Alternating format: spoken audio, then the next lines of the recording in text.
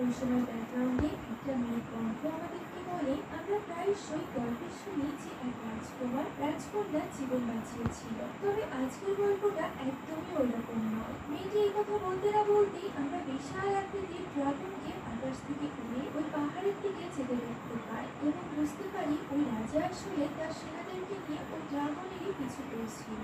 এভাবেই পিছু নিতে নিতে তারা একটি কালো পাহাড়ের মধ্যে প্রবেশ করে এবং দড়ি বেয়ে নিচে নেমে আসে।